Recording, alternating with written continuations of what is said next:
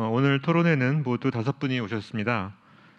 먼저 그 정부에서 2분이 오셨고요. 또 대학교에서 2분이 오셨고 또 그 언론에서 1분이 오셨습니다. 정부에서는 강완구 기획재정부 사회예산심의관께서 오셨습니다. 또 최우성 교육부 대학재정장학과장께서 오셨습니다. 그리고 학교에서는 차상균 서울대학교 데이터사이언스 대학원장께서 오셨습니다. 네, 그리고 최재성 성균관 대학교 교수님께서 오셨습니다. 네, 언론에서는 정남구 한겨레 신문사 논설위원께서 오셨습니다. 네, 감사합니다. 그러면 먼저 강완구 심의관께서 먼저 토론을 해주시겠습니다.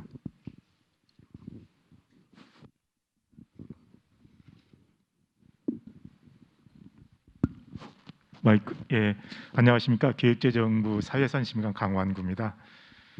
발제자께서 그동안 우리 고등교육의 역할 그리고 이제 성과라든지 현재 문제점에 대해서 아주 자세하게 설명을 해주셨고요. 들으면서 아주 일관된 설명을 듣다 보니까 이제 정리가 잘 되는 듯한 느낌이 들었습니다. 잘 아시다시피 우리 그동안 우리 교육이 우리 경제 사회 발전에 기여한 바는 그 누구도 부인하지 못할 겁니다. 그런데 이제 그동안 우리 이 교육이 양적인 성장은 많이 했는데 과연 질적인 성장까지 그렇게 했느냐에 대해서는 참 의문이 많이 의구심을 제기하는 사람들이 있고요. 특히 요새 같은 저출생 시대, 우리 이제 한 사람 한 사람의 인적 자원의 가치가 훨씬 더 중요해지는 이런 저출생 시대라든지 그리고 4차 산업혁명 시대, 그 각종의 이제 사회 경제적 여건들이 급변하는 이 시대에 과연 교육이 특히 그 중에서도 고등교육이 제대로 된 역할을 하고 있느냐에 대해서는 참 의구심을 제기하는 사람들이 많습니다. 어떤 분들은 대학이 과연 이 시대에 존재할 필요가 있느냐라는 아주 과격한 주장을 하는 사람도 있어요. 그러니까 지금 현재 뭐 어떻게 보면은 그 온라인 교육이라든지 이런 걸 통해서 실제 오프라인 교육이 필요 없는 그런 대학 캠퍼스가 필요 없는 학교들도 생기고 있지 않습니까? 그런데 그런 실질적인 물적인 교육 기반은 없더라도 교육계의 필요성 역할은 있어야 된다라고 생각을 하는데 그럼 이런 현재의 이런 의무의식에 대해서 과연 대학의 역할, 기능들이 뭔가에 대해서 한번 원론적으로 생각할 필요가 있다고 생각합니다. 그동안 우리 대학 하면은 주로 이제 상아탑 이렇게 생각을 합니다. 그 의미는 말하자면 이제 현실하고 좀 동떨어진 그야말로 이제 자기들끼리 공부하는 그런 세상이다라는 그런 인식도 있고요. 또 두 번째는 이제 그런 연구뿐만 아니라 교육이 필요하다라는 그런 기능, 그리고 또 한 가지는 이제 사회에 기여해야 된다는 한 3가지 기능들을 주로 얘기를 하고 있습니다. 이 3가지 기능에 비추어서 현재 우리 한국의 고등교육들이 해야 될 역할들을 한번 뒤집어 보면은 먼저 기초교육이라든지 순수 학문에 대한 교육 같은 것은 가장 많이 필요하다라고 생각합니다. 사회가 어떻게 변화될지 모르는데 그 사회를 준비하는 과정에서 딱 현실 사회가 필요한 것을 교육하는 것도 연구하는 것도 중요하지만은 미래에 변화될 사회가 어떻게 될지 모르는데 그런 미지의 세계를 연구하는 그 순수 학문이라든지 기초 학문에 대한 연구, 이건 기본적으로 대학이 가야 될 바라고 생각을 합니다. 또 한 가지, 이 급변하는 기술 환경 변화 속에서 고등교육이 해야 될 역할은 인재 양성입니다. 인재 양성을 충분히 해줘야 된다는 거. 그리고 3번째는 우리나라의 독특한 현상이라고 좀 특수한 인물이라고도 볼 수 있는데 과거에는 우리가 이제 사회적 기여를 측면에서 민주화 운동에 고등교육이 굉장히 많은 기여를 했습니다.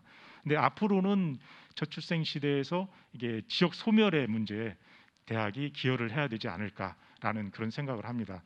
이 3가지 초점에서 그동안 이제 정부가 각종의 재정 지원 이런 측면에서 어떤 역할들을 해왔는지를 간략하게 소개를 하고 앞으로 이제 교육에 있어서 정부 재정의 역할을 어떤 식으로 끌고 나갈 건지를 한번 말씀드려 보겠습니다. 우선 그동안에 정부에서는 이제 각종의 고등교육의 기반 여건 조성을 위해서 교육 환경 개선하는 쪽에 집중적인 투자를 해왔고요.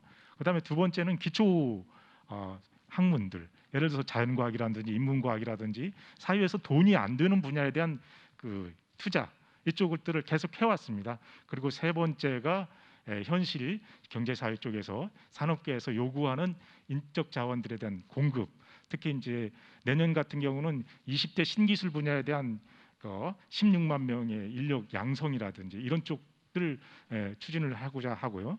그리고 또 지역 소멸에 대응하기 위해서 RIS 같은 지역의 이제 대학들 거점 대학을 중심으로 해서 산업 기반들을 그 유지해 갈 수 있는 그런 사업들, 그리고 이제 링크 3 같은 사업들, 이런 사업들을 통해서 정부가 그동안 기초 학문이라든지 신기술 개발이라든지 그리고 지역 소멸 대응이라든지 이런 쪽에서 교육들이 특히 고등 교육들이 해갈 수 있는 역할들을 충분히 해왔다라고 생각을 합니다. 그게 저희는 이제 그런 방향으로 해왔는데, 이게 재원이라는 것이 사실 충분하지 않다 보니까 필요한 정도만큼의 지원이 있었는가라는 것에 대해서 이제 저희들도 상당히 좀 우려는 하고 있고, 그래서 아까 저 발제자께서 발표하신 자료 중에 그래프로 보여준 자료를 저는 이제 수치로서 한번 제시를 좀 해보자 합니다. 앞으로 고등교육에 대한 투자가 많이 이루어져야 되는데 전체적인 재원의 제약 하에서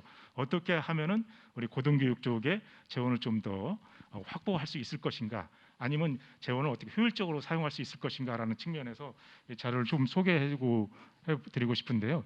2021년도에 OECD의 Education at Glance라는 자료가 있습니다. 매년 발표되는 자료인데, 이 자료는 2018년도에 OECD 국가들의 초중고등학교 그리고 대학교들의 투자액을 발표한 자료인데요. 우리나라는 OECD 평균에 비해서 초등학교는 지금 OECD 평균이 1인당 한 9,600불 정도 됩니다. 그런데 우리나라 한 12,000불 정도, 따라서 우리의 비중이 거의 한 130% 정도 되고요. 중학교, 고등학교도 거의 유사합니다. 중학교도 전체 OECD 평균이 한 11,000불 정도 되는데 우리는 13,000불. 고등학교는 OECD 평균이 11,000불인데 우리는 16,000불 정도. 그래서 대학교를 보면은 굉장히 수준이 떨어집니다. OECD 평균이 17,000불인데 우리는 11,000불. 그러니까 한 66% 정도로 이 갭이 있고요. 이걸 미국과도 비교를 하면은 미국은 1년에 지불하는 금액이 약 34,000불입니다. 우리의 11,000불에 비해서는 거의 3배 수준.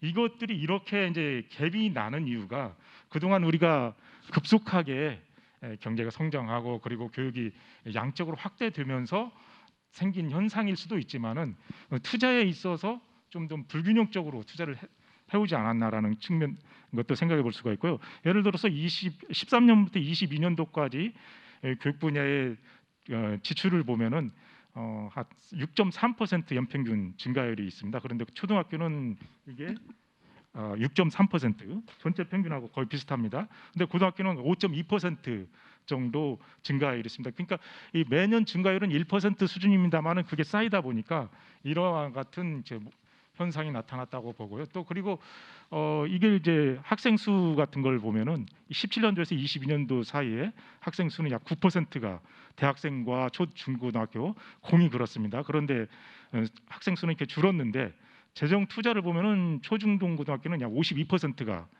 약 5년 동안에 늘었고, 고등교육은 28%가 늘었습니다. 우리가 이제 재원이 충분하다면은 초중고등학교 투자도 아주 과감하게 이렇게 나가야 된다고 생각을 합니다. 하지만은 제약이 있는 재원 여건 하에서 한쪽 분야의 쏠림 현상은 다른 분야에 축소가 생기지 않을까라는 생각이 들고요. 그리고 그동안 우리가 이제 지방교육재정 교부금을 통해서 초중고등학교의 학교 교육 질적 향상이라든지 그리고 이제 학생들의 양성, 이런 충분한 역할을 해왔다라고 생각합니다. 그 시대적인 소명을 다 했기 때문에 새로운 시대에 맞는 교육재정의 배분 문제를 한번 고민해야 될 시기가 아닌가라고 생각합니다. 그리고 이제 지금까지 저는 이제 주로 재정 측면에서만 말씀드렸는데, 오히려 우리 고등교육의 질적인 개선은 교육 투자의 확대도 중요하지만은 고등교육 기관 자체의 변화, 혁신적인 변화가 우선돼야 되지 않을까라는 생각이 듭니다. 그게 없으면 아무리 여기에 재정이 투입된다 하더라도 제대로 된 효과는 없을 거라는 생각에 먼저 재정 투자와 동시에, 먼저라고 하기는 그렇지만 동시에 이게 교육기관 자체의 혁신이 이루어져야 된다고 생각을 합니다. 이상입니다. 네, 강구청 감사합니다. 다음에는 최우성 과장님께서 말씀해 주시겠습니다. 네, 교육부 대학재정장학과장 최우성입니다. 일단 강완구 국장님하고 김진현 교수님께서 말씀해 주신 질적 혁신이 필요하다라는 점에 매우 공감을 하고 있고요. 이런 방향성을 고민할 때 저희가 먼저 항상 말씀을 드리는 것이 지금 고등교육기관, 대학의 현실과 일단은 그 위치를 좀 저희가 먼저 인식을 하고 가야 되지 않을까 그렇게 생각을 합니다. 일단 고등교육기관으로서 대학은 우리나라에서 양적 측면에서 보면은 고급 수준의 인재를 길러내는 사실상 최대 규모의 기관이고 어디에서도 대체 불가능하다고 생각을 하고요. 그리고 질적인 측면에서도 학부나 석사, 박사로 이어지고 그리고 모든 학문 분야를 종합적으로 다루는 그런 종합적인 교육 연구기관으로서의 위상을 가지고 있습니다. 이런 위상 하에서 이제 대체할 수 없는 기관이기 때문에 저희 그 중요성이 매우 크다라고 인식을 하고 있고 또 하나 이제 현실에 대해서 저희가 좀 냉정하게 인식을 해야 될 것이 이제 국공립대 비율은 이제 저희가 20%, 사립대 비율은 80%의 구조를 가지고 있다는 점, 그리고 우리나라의 고등교육에 대한 진학률은 70%가 넘는다.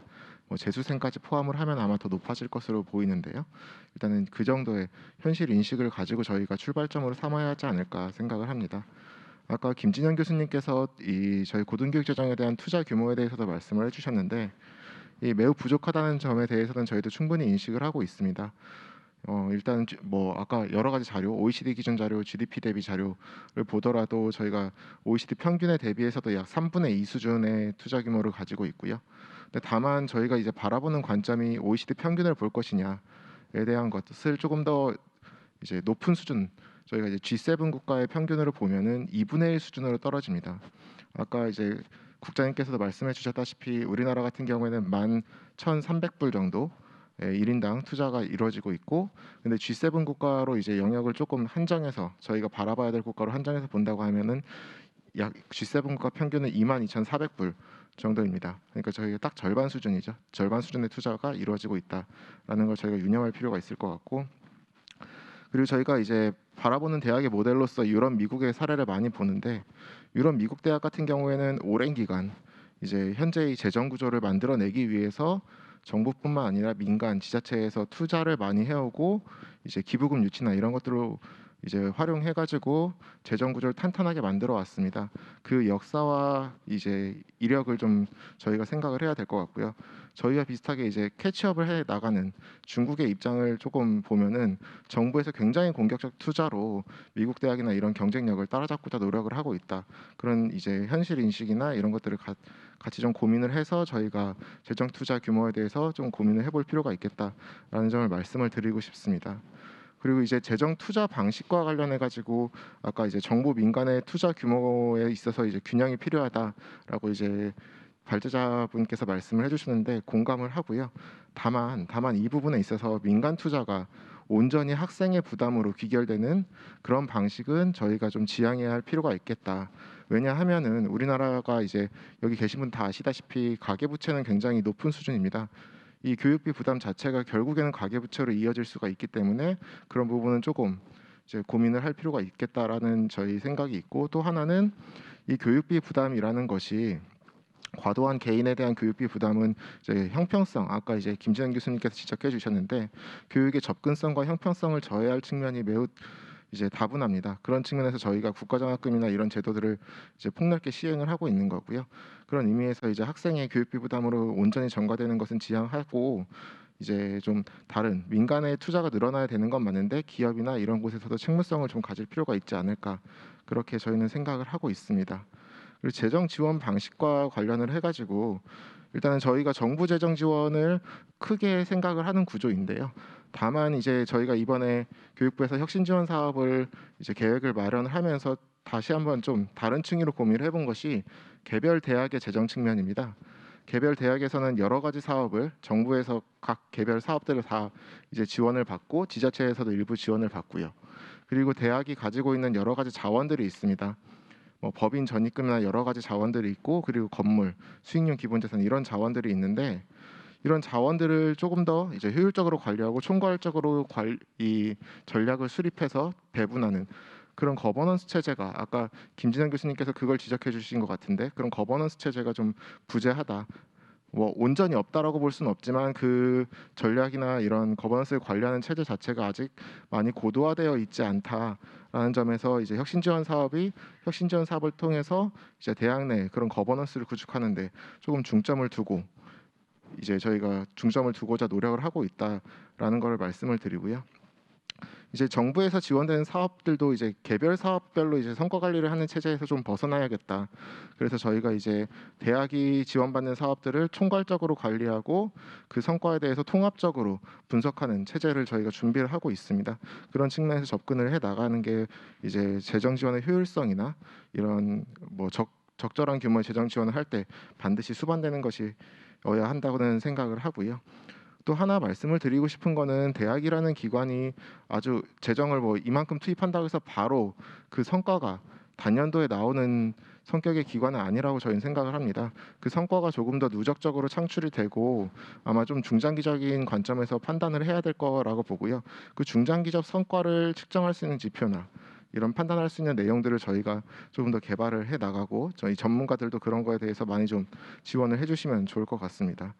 그리고 마지막으로 이제 정부 재정 지원이 이제 19년, 20년 기준으로 보면은 정부에서 지원한 사업 개수가 총 800개입니다. 이제 아주 소규모 사업들까지도 있는 거죠. 과거에 10년 전만 하더라도 총 사업 개수가 300여 개에 불과했습니다. 근데 10년 사이에 재정 지원은 규모는 그다지 늘지 않는데 사업 수만 굉장히 많이 늘었습니다. 사업 수에 비례해서 느는 것이 대학의 행정 부담입니다. 대학이 여러 가지 지금 학령 인구 감소나 등록금 동결 이런 것들로 재정적 어려움에 봉착해 있고 살아나려고 노력을 정말 많이 하고 있는데 그 노력의 대부분이 행정 부담으로 연결이 된다면은 성과가 나오지 않습니다.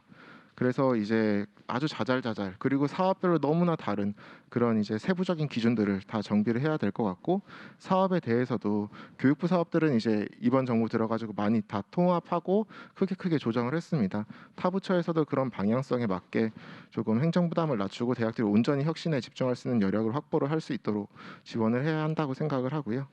규제 혁신도 말씀을 해주셨는데 이제 부처별 사업 칸막이가 굉장히 높고 이런 것들에 대해서도 저희가 이제 가급적이면 다 규제는 철폐를 하는 방식으로 사업에서 관리를 해 나가고 있습니다.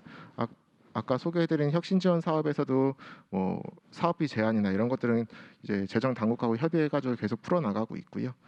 그리고 이 사업 칸막이 규제 혁신과 관련해서도 부처 간에 이제 사업 방향성 이런 것들을 공유할 필요가 있다고 생각을 하고 이제 아무래도 각 부처에서의 이해관계는 다르지만 각 부처가 잘할 수 있는 분야 그리고 전문성이 있는 분야 예를 들어 가지고 저희가 이번에 혁신 지원 사업 이유형을 마련을 하면서 산업부나 국토부나 아니면 환경부 이런 부처들의 전문성을 좀 살리고 고등교육 전반에 대한 전문성은 저희가 가지고 있다 판단을 하고 그 협업 체계를 구성한 다음에 이제 서로 잘 할 수 있는 분야에 집중하는 방식으로 사업을 설계한 바가 있습니다. 이런 새로운 사업 방식이나 이런 부처 간의 전문성을 살릴 수 있는 방식에 대한 이제 고민이 좀 더 필요할 수 있겠다 생각을 하고요. 아까 이제 김진영 교수님께서 교부금에 대해서 되게 이런 건 지양해야 된다고 말씀을 주셨는데 그 교부금 논의나 아니면 특별하게 논의가 있는 이유에 대해서 저희가 한번 고민을 해봤으면 합니다. 무슨 말씀을 드리는 거냐면은 교부금이라는 거는 이 평가가 없고 사실상의 평가가 많이 이루어지지 않고 다만 안정적으로 재원이 확보되는 방식입니다. 근데 지금까지 중앙정부가 재원을 지원함에 있어서 굉장히 일관되게 안정적으로 지원해서 대학이 그거에 연동해서 함께 투자를 할 수 있는 그런 구조를 마련해 준 사례는 BK21이나 아니면 링크 사업 이제 거의 20년이 돼 간 사업들이죠. 그런 사업들입니다. 그 외에는 3년, 길게는 5년 정도로 짧게 한 주기 텀으로 사업 성격을 다 바꿔서 다시 시작하는 구조로 있었는데요. 그런 안정성을 확보해 주는 것도 어떻게 보면은 장기적인 성과 창출에 굉장히 중요한 역할이라고 보고요. 그리고 이제 정부 내에서도 아까 말씀해 주신 대로 이제 대학 유형이나 이런 거에 대한 특성화 이런 것들도 이제 같이 고민을 해가지고 기관 특성화는 반드시 필요하다고 저희도 생각을 하고요. 다만 이제 대학들이 가진 어느 한 개 대학이 모든 분야에 있어서 절대 우위를 가질 수는 있지만 대학이 이제 비교 우위를 모든 분야에 가질 수는 없습니다. 그러니까 대학들이 비교 우위 가진 학문 분야에서 또 같이 이런 이제 뭐 연구 중심 대학이나 이런 것들에 대해를 발전시킴에 있어서도 기관 특성화와 학무 분야 특성화를 좀 동시에 진행할 수 있는 방식으로 저희가 재정 지원을 계속 유도해 나가야 하지 않을까 이 정도로 생각을 합니다. 네, 이상으로 발표 마치겠습니다. 네, 과장님 감사합니다. 다음은 차상균 원장님께서 말씀해 주시겠습니다. 예. 예, 이런 그 중요한 자리에 초청을 해주셔서 감사드립니다. 제가 뭐 원래는 오늘 파워포인트를 쓸 수 있는 줄 알고 자료를 준비해 왔는데 쓸 수 없다고 그래서 오늘 여기 계신 분들한테는 일단 하드 카피는 드렸습니다만 저는 지금까지 해오던 방식에서 좀 벗어나서 생각을 좀 해봤으면 해요. 그러니까 우리가 out of box thinking 좀 저 멀리 우리의 시야를 멀리에서 우리를 보고 우리가 갈 방향이 어딘가를 좀 생각을 해봤으면 하는데, 그래서 원래 제 제목은 새 시대 새 교육, 관성의 저주에 빠진 한국 어떻게 바꿀 것인가. 그러니까 교육이 결국 현재 우리나라를 우리 미래의 한국을 바꾸는 힘이 아니겠습니까? 원동력이 아니겠습니까? 저는 그 관점에서 좀 생각을 좀 해봤으면 하고요. 우리 대학이 어떻습니까? 지금 우리 정부에서 서울대학만 해도 1년에 4,500억의 정부 보조금을 받습니다. 국고 보조금을 받는데 교수 수가 2,200 몇십 명입니다. 그 교수로 나누면 1인당 2억 정도입니다. 연봉 한 1억 정도 빼고 그다음에 직원들 월급 주고 수도세, 전기세도 다 못 낼 그런 상황이 우리 서울대학교의 상황입니다. 그래도 대한민국에서 제일 나았다고 하는, 그나마 상대적으로 나았다고 하는 대학의 수준이 이 정도고요. 지금 지난 한 20년 동안 가장 빠르게 변한 대학이 어디라고 생각하십니까? 미국에서 선도 대학 중에. 뭐 제가 그 대학을 나와서 그런 건 아닌데 우리 고영선 자장님께서 그런데 지난 20년 동안 가장 빠르게 변한 대학은 스탠포드 대학입니다. 그럼 작년에 발전 기금이 12 빌리언 US 달러가 늘었어요. 작년에 발전 기금의 수익률이 42%예요. 작년에 워낙 그 하이텍 쪽으로 돈이 많이 몰리면서 자율적인 기금 운용을 통해서 수익금만 12 빌리언 달러. 그러니까 그 중에 하프 빌리언을 바로 떼가지고 단과대학 새로 하나 만들고 기존에 있는 단과대학을 바꿔서 기후 변화와 지속 가능 대학을 만들었습니다. 이건 70년 만에 처음으로 하는 일이에요. 그리고 데이터 사이언스와 AI가 중요하다고 하니까 3억 불짜리 건물 하나 짓고 있습니다. 지금 3,500억 정도를 들여서 건물을, 왜냐하면 전 대학에 누구한테나 필요한 교육이니까 이런 게 지금 일어나고 있는 겁니다. 그런데 20년 전에는 이 스탠포드 대학은 발전 기금이 6.2 빌리언밖에 안 됐어요. 그러니까 아주 하버드나 예일, 뭐 프린스턴보다 한참 낮은 수준이었는데 그만큼 급속하게 또 그 사이에 이제 실리콘밸리가 발전하면서 그 발전을 주도한 측면도 있죠. 그래서 대학이 뭐냐? 결국은 새로운 아이디어와 지식의 흐름을 만들고 새로운 인재를 양성해서 그 사회를 미래로 이끄는 게 대학 아니겠습니까? 그게 대학이 해야 될 일이죠. 그 오픈 플랫폼이 돼야 되는 거죠. 그래서 아까 여러 가지 지배구조 문제도 생각해 보면 과연 정부가 대학이 이렇게 가야 된다고 정해서 끌고 갈 능력이 있느냐? 지금은 그런 때가 아니라는 거예요. 그런 때가 아니기 때문에 대학한테 자율권을 줘야 됩니다. 근본적으로. 근데 대학이 물론 자율적 능력이 있느냐? 그건 퀘스천이긴 합니다만, 그렇지만 대학을 그렇다고 지고 있으면 그 대학이 잘 될 거냐? 아닙니다. 대학을 풀어줘야 돼요. 자율성을 줘야 된다. 그럼 자율성을 어떻게 줄 거냐? 자율성의 가장 중심이 뭐냐 하면 재정적 자립입니다.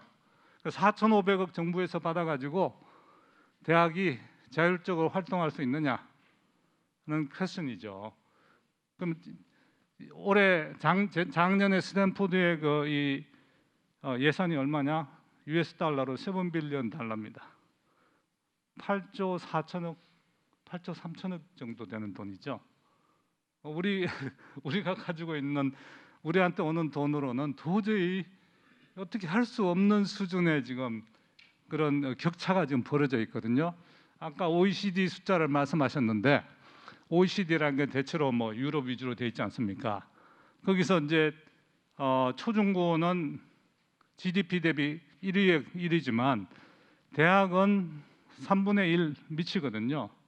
그러니까 G7 기준으로도 반 정도라고 했는데 그 3분의 1이라는 의미는 우리보다 나은 데가 어디냐면 체코슬로바키아, 터키가 우리보다 낫습니다. 우리는 터키나 체코슬로바키아보다도 못한 그런 대학 투자를 하고 있는 거죠, 국가적으로. 그 국가의 위상에 맞지 않는 그런 상태가 되어 있는 거고, 하루 빨리 이 재정적인 그런 큰 점프를 해야 된다. 근데 재정적 점프를 함에 있어서 어떻게 할 거냐? 그럼 우리가 600조 예산이 있는데 얼마나 넣을 거냐? 근데 저는 대학한테 자율성을 주기 위해서 매년 이렇게 익스펜스 베이스로 돈을 줄 게 아니라, 첫째, 이 대학의 재정 구조를 자율적으로 운영할 수 있도록 기금 형태로 넣어줘야 된다. 그리고 각 학교가 또 대학이 능력이 되면 그 기금을 활용을 해서 운용을 할 수 있도록. 그 작년 경우는 미국에 있는 그 대학의 발전 기금의 평균 수익률이 33%였어요. 근데 우리는 그런 거 생각도 못했어요. 그러니까 일단 그런 재정적 자립을 가기 위한 그런 기반이 만들어져야 돼요. 지배 구조가 만들어야 되고요. 그 다음에 이제 대학의 그 교육의 관점에서 보면 이 대학의 칸막이가 너무 많거든요. 그 칸막이를 어떻게 이제 우리가 소프트 트랜스포메이션을 할 수 있느냐. 그러니까 사실은 이제 대학의 지배 구조를 바꾸자 그러는데 바꾸기 쉽지 않습니다. 근데 그 소프트하게 어떻게 바꾸냐 할 거는 뭐 저희 데이터 사이언스 대학원도 그런 관점에서 만든 건데요. 학부 과정을 우리가 손대기 힘드니까 그러면 대학원 과정을 중간에 만들어서 학부 전공에 상관없이 누구나 이 데이터 사이언스를 공부할 수 있도록 하자. 근데 그런 형태로 우리가 소프트하게 이제 갈 수 있도록 하고, 그다음에 학습사 연계를 하자. 그다음에 또 뭐 각 학과들 간에 서로 이제 이 쉽게 학생들이 넘어갈 수 있도록, 담을 넘어갈 수 있도록. 근데 지금은 워낙 그 담이 높은데도 불구하고 학생들은 절박해서 월담을 합니다. 월담을 하는데 그걸 막는 그런 데가 많은데, 이제 그런 것들을 어떻게 풀어주느냐, 이제 그런 대학 내 문제가 있고요. 그 다음에 이제 아까 산학협동 대학이라는 개념이, 요즘은 가장 좋은 산학협동이 뭐냐? 창업입니다. 대학에서 연구해서 창업으로 가는 거죠. 그런 게 지금 세계적으로 선도하는 대학에서 많이 일어나고 있습니다. 근데 저는 이제 국가의 목표를, 우리가 이제 교육을 바꾸기 위해서 교육과 사실은 연구, 다시 말하면 혁신 생태계를 바꾸려면 국가의 목표를, 이정표를 새로 잡아야 되지 않느냐. 저는 이제 그래서 생각을 보니까 요즘 세상에 돈도 많이 풀렸으니까 100조 기업을 한 10개 정도 새로 만들어 보면 어떠냐. 100조 기업, 여러분 어려워 보이죠? 근데 요즘 버클리에서 한 2013년에 창업한 회사가 작년에 26억 불을 펀딩을 받았습니다. 작년만. 그래서 그 작년 여름의 가치가 380억 불이었어요. 올해 상장을 하는데 그게 바로 100조가 됩니다. 이런 기업들이 여기저기서 생겨나고 있어요. 왜냐하면 세상에 돈이 워낙 많이 풀려 있기 때문에 저희 같은 그 보통 서민들한테는 돈이 오지 않지만 이 하이텍 쪽에 투자는 아주 돈이 많이 몰리고 있거든요. 그래서 어쨌든 세계적으로 부가 그런 형태로 형성되고 있는데, 우리가 어떤 100조 기업 10개를 목표로 한다고 그러면 1000조가 생기는 거거든요. 그럼 현재 우리나라의 주식 가치가 한 1000조 정도 된다고 해요. 그러면 새로운 1000조가 생기면 나라의 모습이 완전히 바뀔 겁니다. 여러 가지 사회적 문제도 사실은 그 사이에 다 극복이 될 수도 있는 거고, 그러면 이제 그 1000조의 가치를 만들기 위한 혁신 생태계를 어떻게 만들 거냐 고민을 해보면 대학을 어떻게 바꿔야 되느냐, 이것도 나오는 겁니다. 마찬가지로 R&D 투자도 지금 엄청난 R&D가 투자가 되고 있지만 다 10억, 20억으로 다 쪼개가지고 나눠주고 있는데 그런 식으로 해서 안 되는 거거든요. 그래서 저는 다시 이제 요약을 하면 그 대학의 모습을 좀 바꿔야 된다. 근데 독일도 전통적인 생각을 가지고 독일도 최근에 바뀌고 있습니다. 독일의 대학으로만 들어가는 연방과 주 정부의 예산이 45조였습니다. 그러니까 우리나라가 지금 얼마입니까? 한 10조? 한 뭐 10몇 조 정도 되겠죠. 그러니까 엄청난 지금 차이가 지금 벌어지고 있는 거죠. 그래서 지금 현재의 구조로는 우리가 도저히 쫓아갈 수가 없다. 지금 퀀텀 점프를 해야 되고 신정부가 들어오게 되면 이 부분에 대해서 좀 심각하게 고민을 해야 될 거라고 저는 생각합니다. 여기서 마치겠습니다. 네, 교수님 감사합니다. 다음은 최승희 교수님 부탁드리겠습니다. 네, 안녕하세요. 저는 성균관대학교 글로벌경제학과에서 노동경제학 그리고 교육경제학을 가르치고 있는 최재성이라고 합니다. 일단은 오늘 발표자분께서 김진영 교수님께서 말씀해 주셨던 부분들은 저는 대체로 다 동의를 하기 때문에 그 부분에 대해서 더 말씀드리는 것보다는 이제 제가 대학에서 이제 연구와 교육을 하는 사람으로서 뭐 앞서 차상근 교수님께서 이미 말씀해 주신 부분들도 있지만 그밖에 제가 실제 학생들에게 데이터를 가르치고 그다음에 저희 학과에서 운영하는 재직자 프로그램 같은 것들에 관여를 하면서 어떤 생각들을 했고 그래서 앞으로 우리나라의 교육이 어떤 부분들에서 조금 더 달라졌으면 좋겠는지 하는 생각들을 해봤던 것들을 좀 말씀을 드리려고 합니다. 일단은 발표자분께서 제안하셨던 사항을 대부분을 사실 제가 대학 혁신 지원 사업 관련해서 보도 자료를 보니까 대체로 반영이 돼서 비슷한 방향으로 추진을 하려고 하시는 것 같다라고 저는 확인을 했고요. 근데 결국 이제 문제는 그렇게 큰 그림에서는 대부분 다 동의하는 어떤 컨센서스가 있다고 하더라도 그게 이제 대학으로 내려와서 뭐 교직원뿐만 아니라 학생들 사이에서 어떻게 그게 작동할 것인지에 대한 고민 사실 그게 좀 크지 않나라는 생각이 들고 그런 부분에서 제가 조금 말씀드릴 부분이 있을 것 같습니다. 그래서 저는 이제 크게 두 가지를 말씀드리려고 하는데요. 하나는 제가 경제학을 해서 그런지 모르겠지만 그냥 예산이라는 거는 뭐 계속 늘릴 수는 없는 거고 이제 주어진 예산이 있는 하에서 그걸 어떻게 효율적으로 쓸 건지를 자꾸 고민을 하게 되는데요. 그렇게 생각해 보면 정부가 고등교육 재정을 계속 확대할 수 없다면 결국 해결 방법은 대학이 자체적으로 예산을 확충할 수 있는 방법을 찾거나 아니면 현재 진행되고 있는 공유 대학 논의처럼 이제 있는 예산 내지는 있는 자원을 어떻게 더 상호간의 협조를 통해 가지고 효과적으로 활용할 수 있을 것인가 그 두 방향으로 가야 된다라고 생각을 해서 각각에 대해서 말씀을 드리도록 하겠습니다.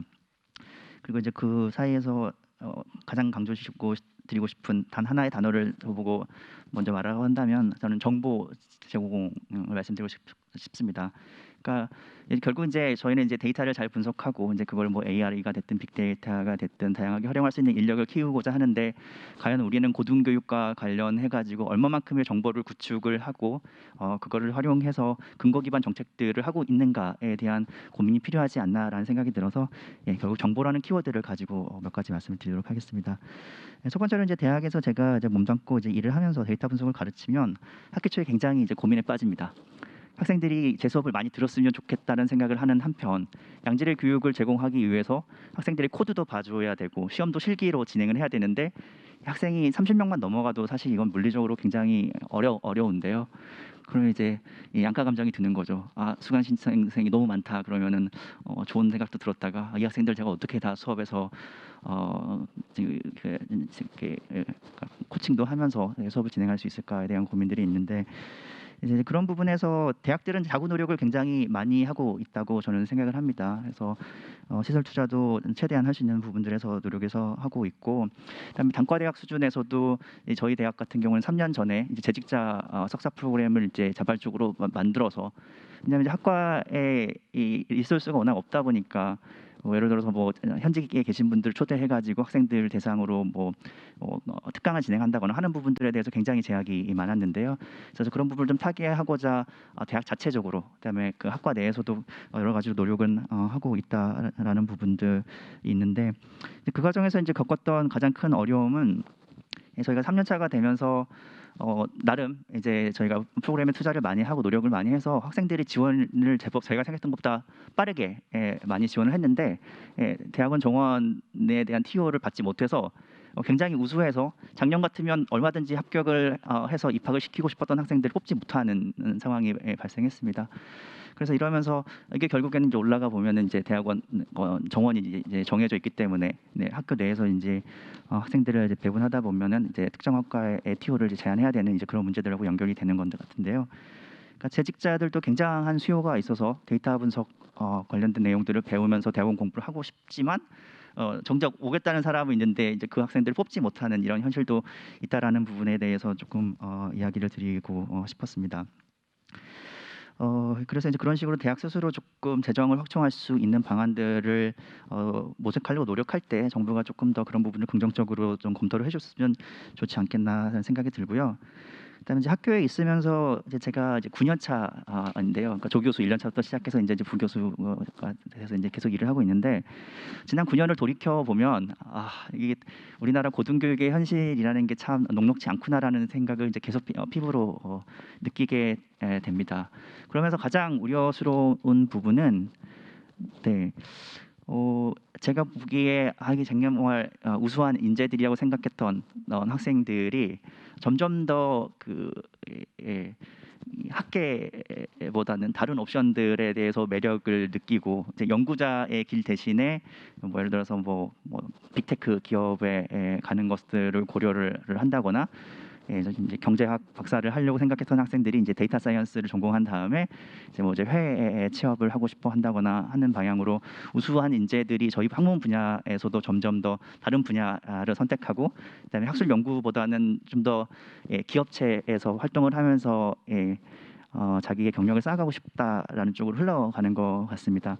근데 이게 비단 대학원생뿐만의 문제가 아니고 다들 아시겠지만 이제 작년에 결국 AI 대학원을 만들었는데 AI를 가르칠 수 있는 우수한 인력들을 채용하지 못하게 되면서 그 근저에는 결국 미국 AI 관련된 연구자들이 미국이나 아니면 다른 기업에서 받는 정도의 임금을 이제 대학이 이제 맞춰줄 수 없었던 문제가 이제 근본적으로 자리하고 있는 것이죠. 그래서 결국 이제 AI 전공자 같은 경우에는 겸직을 허용하는 방식으로 이제 일부 법률을 개정을 해가지고 이제 그게 가능하게 했던 거라고 저는 이제 파악하고 있는데요. 그래서 저는 이제 당장 이제 대학에 리소스가 없어가지고 여러 가지 문제가 발생하는 것도 문제지만 장기적으로 봤을 때 과연 대학이 계속해서 우수한 인력들을 충원을 하고 교육을 시킬 수 있을 것인가에 대한 문제가 있다고 생각합니다. 그래서 그런 부분에서 이제 개별 대학이 하기는 어렵지만 혹시 정부나 뭐 관련 뭐 기관이 내서 과연 우리나라에서 이제 우수 인력들이 어떤 선택들을 하는지 과거 같은 경우는 이제 대학원에 갔고 박사를 받으면 뭐 대학에 가는 경우들도 이제 많았겠지만 최근에는 이제 뭐 석사를 받고 박사를 받고 이제 일반 기업에 취직하는 경우들도 잡힐 것 같고요.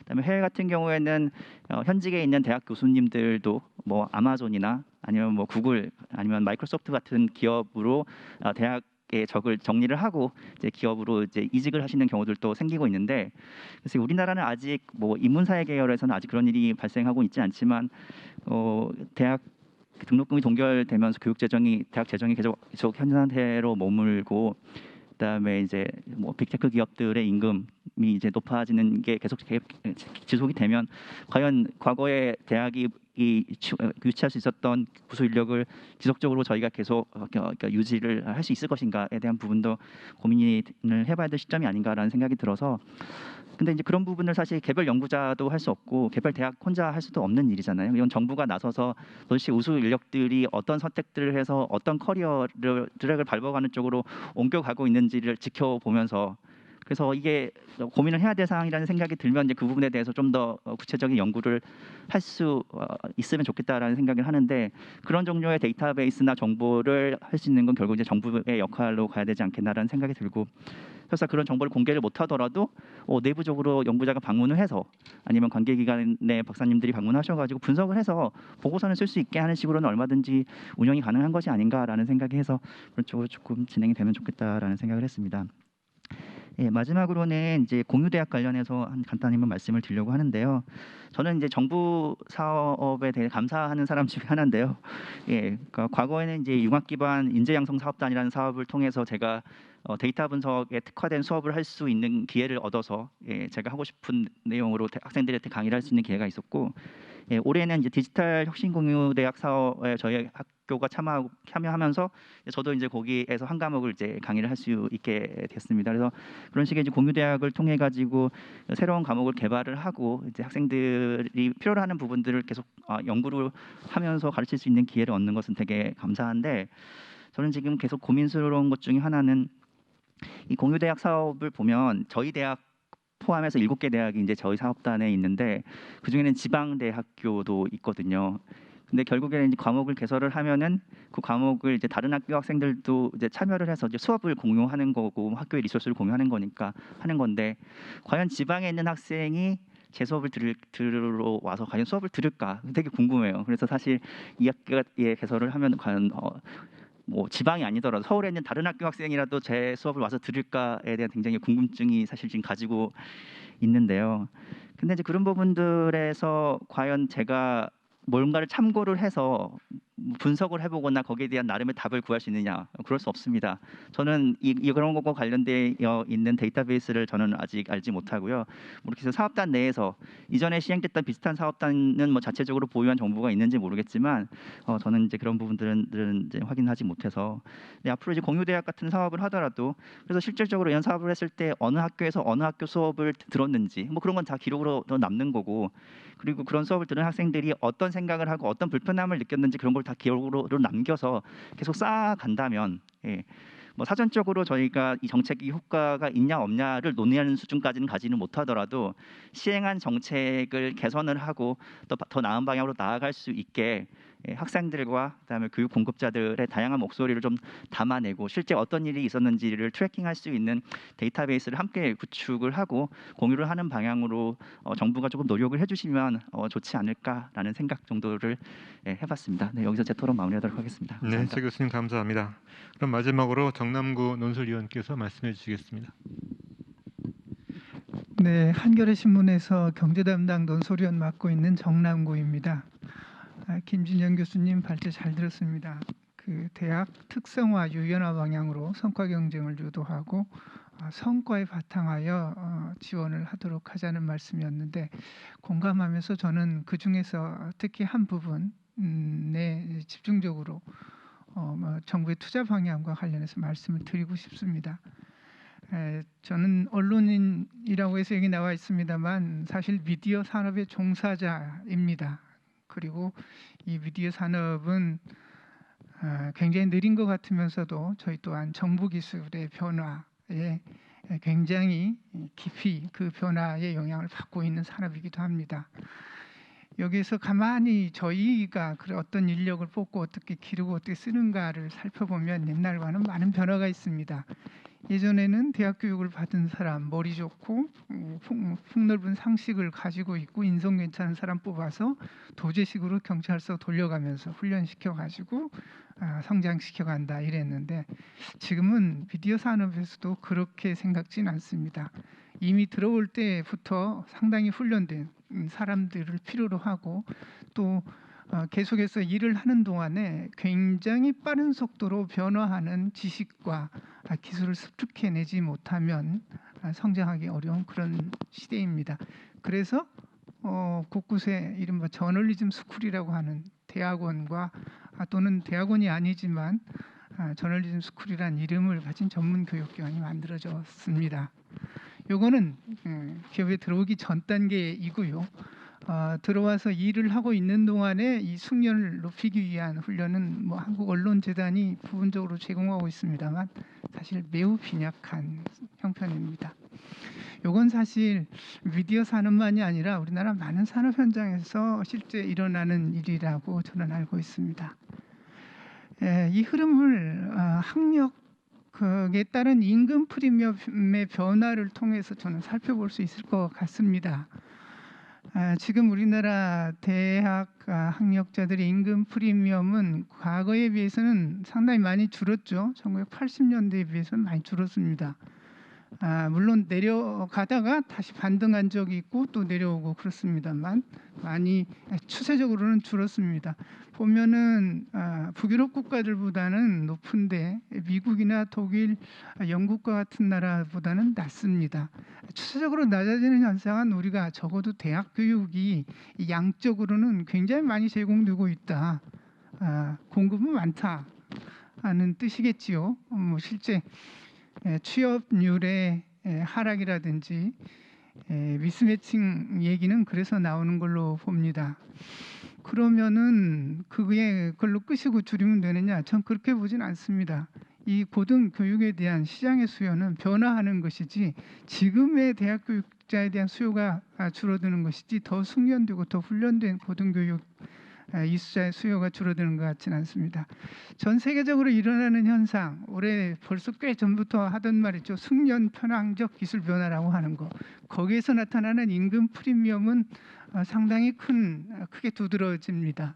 특히 IT 정보 기술이 발달하면서 기술 변화가 빠른 업종의 숙련자들의 이 임금이 올라가고 그러면서 임금 격차가 커지는데요. 그만큼 수요는 큰데 공급이 따라주지 못하고 있다는 그런 이야기겠지요. 사실 IT 산업만이 아니고 굉장히 많은 영역에서 IT 기술은 깊숙이 들어오고 있습니다. 이 기술 변화의 속도는 우리가 눈이 빙글빙글 돌아갈 정도로 빠르고 기업의 경쟁 환경은 이미 전 세계 시장 하나로 통합이 됐을 정도로 확대되어 있습니다. 지금은 그 회사 어느 노동시장에서 단지 그 도제식으로 선배들이 하던 거 따라하는 방식으로 일을 해서는 아주 미숙련자가 돼버립니다. 그런 시대에 맞춰서 우리 고등교육이 빨리 변화하고 그 수요에 맞는 공급 체제로 전환하는 것이 필요하다는 말씀을 드리기 위해서 이런 얘기를 했는데요. 대학 교육이 굉장히 우리는 비슷합니다. 그리고 교양인을 만들어내기 위한 그런 형태의 교육처럼 특히 인문사회 계열은 많이 되어 있습니다만 그 대학의 노동시장에 진입하기 전에 사람들을 위한 고등교육은 상당히 많은데 이미 노동시장에서 그보다 더 숙련된 것을 요구한다는 그 변화하는 방향이 있고요. 다른 하나는 노동시장에 진입해서 일하는 사람들이 굉장히 빠른 속도로 변화하는 기술과 지식을 습득하려고 해야 하는 그런 교육 수요, 그런 사회적 그런 교육을 공급해야 하는 사회적 필요가 굉장히 커지고 있다. 그거에 비해서는 우리 대학 변화가 굉장히 느리다. 정부가 교육의 투자 방향을 정할 때 어떻게 그런 쪽으로 유인할 수 있는 인센티브를 제공할지 좀 더 적극적인 연구와 노력이 필요하다고 생각합니다. 다만 이런 것은 결합할 수 있을 것입니다. 그때 그 교육에 대한 혜택을 누리는 사람들이 어떻게 그 비용을 나눠서 지불할 것인가는 얼마든지 생각할 수 있는 여지가 있기 때문에 그게 전부 다 정부의 비용으로 치러지는 것은 아닐 것입니다. 정부는 그런 인프라를 대학에 갖추도록 그런 방향으로 대학이 전환할 수 있도록 인센티브를 잘 설계하고 그런 방향을 제시하는 것 그리고 결합시켜내는 것을 정부가 좀 더 적극적으로 나서서 해야 한다. 제 생각은 그렇습니다. 고맙습니다. 네, 고맙습니다. 저희가 지금 시간이 거의 다 됐는데요. 오늘 그 발표를 맡아주신 김진영 교수님과 6분의 토론자께서 좋은 말씀 많이 해주셨습니다. 저도 한마디만 이제 덧붙이자면은요. 제가 80년대 전반에 대학을 갔을 때는 한 고등학교 동기들 중에 한 5명 중에 1명 정도가 대학을 갔습니다. 근데 지금은 다 아시다시피 이제 진학률이 70%에 달하기 때문에 사실상 대학 교육이 보편 교육이 됐다고 생각이 됩니다. 그러니까 초중등 12년 더해서 대학 교육 전문대학은 2, 3년, 일반 대학 4년 정도가 사실 이제 우리 국민들 대부분이 받는 교육이 됐는데요. 많은 분들이 말씀하셨지만 대학 교육의 어떤 질적 측면은 많이 부족한 것이 사실입니다. 그러니까 대학의 기능을 연구와 그 교육 그리고 산학협력 정도로 구분을 할 때 각각의 기능에 있어서 우리나라 대학은 많은 것들이 부족한 상황입니다. 여러 가지 이유가 있겠지만 예컨대 가버넌스의 문제도 있고요. 국공립대학은 국공립대학 나름의 어떤 문제가 있고 사립대학은 사립대학 나름대로의 어떤 가버넌스의 문제가 있습니다. 그리고 교수님들도 사실은 그렇게 우수한 분들도 많지만 또 그렇지 못한 분들도 많은 것 같고요. 근데 그 중에서도 특히 그 재정적인 측면에서 대학 교육에 대해서 아직 충분한 그런 보편 교육에 해당하는 만큼의 어떤 그 투자가 못 되고 있는 것도 중요한 이유인 것 같습니다. 그래서 이런 여러 문제에 대해서 발제와 토론이 있었는데요. 마지막으로 우리 발제해 주신 김 교수님께서 한번 마무리를 해주시죠. 네. 여러 좋은 말씀 저도 많이 들으면서 배웠습니다.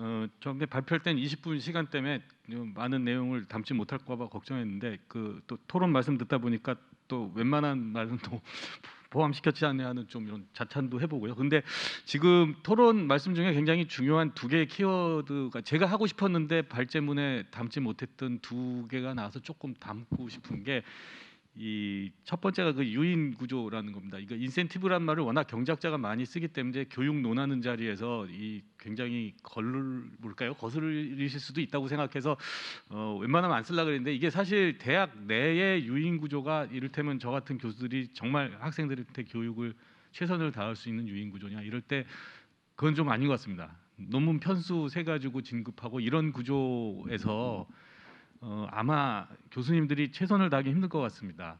그래서 그 내부 가버넌스 문제라는 것도 사실은 능력을 갖춘 분들이 최대한의 노력을 해야만 사실 우리가 지금 오늘 얘기한 여러 가지가 이루어질 수 있는 거고 그 대학 내부 좀 미시적으로 좀 잘 현미경으로 들여다봐서 어디가 부족한지 사실 얘기해야 되고 그러려면 사실은 제 생각엔 오늘 하루가 부족하다고 생각합니다. 그래서 왜 안 되냐 이거를 저희가 구체적으로 이제 파악하는 노력들이 앞으로 있어야 되겠고요.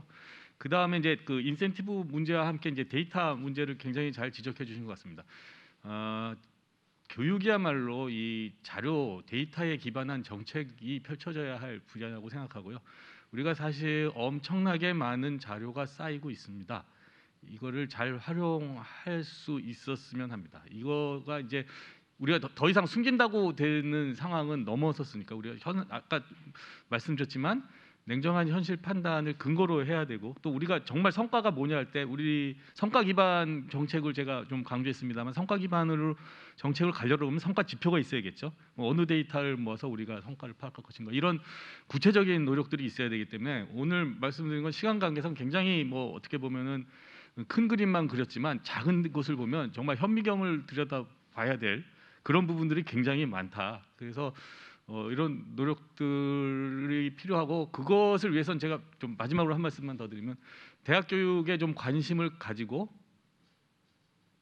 계셨으면 좋겠습니다. 이 우리 교육에 대한 관심이 대학 입시에서 끝나기 때문에 오늘날 이런 문제가 생기지 않았나 하는 생각도 듭니다. 그래서 이 중요한 대학 교육에 대한 관심이 끊겨서 그러니까 여러분들의 관심이 끊기면 상당히 그 부분이 허술해집니다.